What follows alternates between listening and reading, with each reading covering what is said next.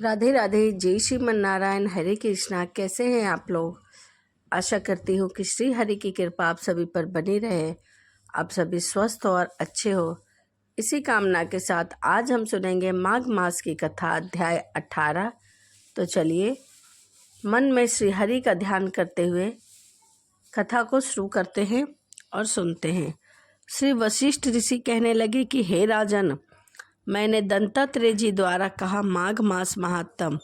अब माघ मास के स्नान का फल सुनो कि माघ मास में स्नान करने से उसे किस पुण्य की प्राप्ति होती है। माघ मास स्नान यज्ञ, व्रत और तपों का फल देने वाला है। माघ मास में स्नान करने वाले स्वयं तो स्वर्ग में जाते ही हैं, उनके माता पिता दोनों के कुलों को भी स्वर्ग की प्राप्ति होती है। माघ मास में सूर्य उदय के समय नदी आदि में स्नान करता है, उसके माता पिता और 7 कुल उसकी जो है वह स्वर्ग में जाती है। माघ मास में स्नान करने वाला दुराचारी कुराकर्मी मनुष्य भी पापों से मुक्त हो जाता है और इस मास में हरि का पूजन करने वाला पाप समुदाय से छूटकर भगवान के सदृश शरीर वाले हो जाते हैं। यदि कोई आलस से भी माघ स्नान करता है, उसके भी सब पाप नष्ट हो जाते हैं। जैसे गंधर्व कन्या राजा के श्राप से भयंकर कल को भोगती हुई, लोमस ऋषि के वचन से माघ मास में स्नान करके सभी पापों से छूट गई और सभी पापों से मुक्त हो गए। माघ का महीना बहुत ही शुभ माना जाता है। इन वार्ता सुनकर राजा दिलीप विनय ने पूछा, गुरुदेव, ये कन्या किसकी थी? उनको कब और कैसे श्राप मिला? उनके नाम क्या थे? वह किस गोत्र की थी? ऋषि ने वाक्य से कैसे श्राप हुआ और उन्होंने कहाँ पर स्नान किया? अब आप यह सब मुझे विस्तार पूर्वक बताइए। तभी गुरु वशिष्ठ जी कहने लगे कि हे राजा, जैसे अग्नि से स्वयं अग्नि उत्पन्न होती है, वैसे ही यह कथा धर्म और संतान उत्पन्न करती है। हे राजन, सुख संगीत नामक गंधर्व की कन्या का नाम विमोहिनी था। सुशीला तथा स्वर वेदी की शुंभ्रा, चंद्रकांता की सुतारा तथा सुप्रभा की कन्या चंद्रका, ये 5 सब समान आयु वाले तथा चंद्रमा के समान कांति वाले और सुंदर थी। जैसे रात्रि को चंद्रमा शोभ्यमान होता है, वैसे ही पुष्प की कलियों के समान खिली हुई अप्सराएं थी। यह बहुत ही सुंदर और सुशील थी। ऊंचे पयोथर वाली पद्धानी, वैशाख मास की कामनी, यौवन दिखाई हुई नवीन पत्तों वाली लता के सदृढ़ गोरे रंग, सोने के सदृश चमकती हुई और सोने के अलंकारों से सुशोभित थी। सुंदर वस्त्र धारण किए हुए थी। अनेक प्रकार के गान और वीणा, बांसुरी तथा दूसरे बाजे बजाने में प्रवीण और ताल स्वर तथा नित्य कला में निपुण थी। इस प्रकार ये कन्याएं क्रीड़ा करती हुई कुबेर के स्थान में विचरती थी। एक समय कौतुक वश माघ मास में एक वन से दूसरे वन में विचर रही थी। मंदिर के पुष्प तोड़कर सरोवर पर गौरी पूजा के लिए गई।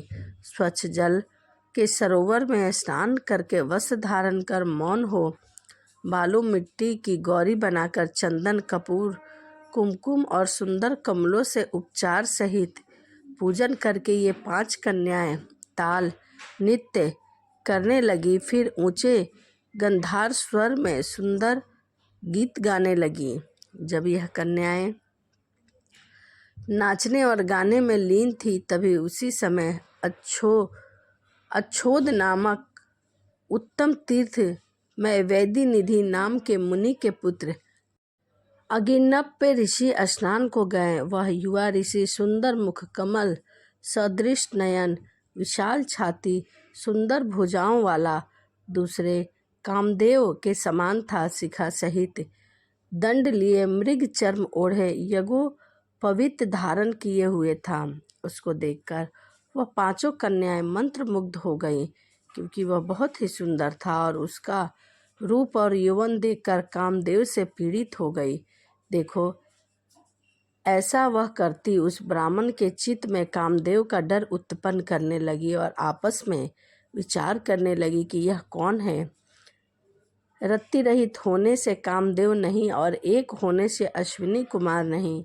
यह कोई गंधर्व या किन्नर काम रूप धारण कर कोई सिद्ध या किसी ऋषि का ज्येष्ठ पुत्र या मनुष्य है।